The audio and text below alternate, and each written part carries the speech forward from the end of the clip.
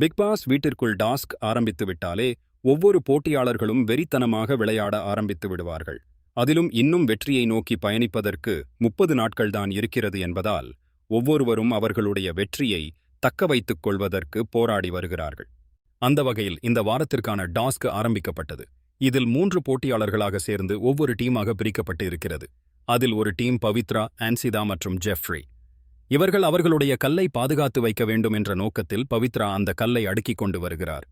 இதை தடுத்து நிறுத்த வேண்டும் என்பதற்காக ராணவ் அந்த கல்லை எடுக்க வருகிறார்.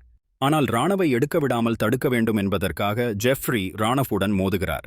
அப்படி மோதும் பொழுது ஒரு கை தோள்பட்டை ராணவிற்கு கொஞ்சம் கீழே இறங்கிவிட்டது. அந்த அளவிற்கு விடாப்படியாக ஜெப்ரி தள்ளியிருக்கிறார். இதனால் கீழே விழுந்து வலியால் துடிக்கும் ராணவ் வலிக்குது என்று கதறுகிறார்.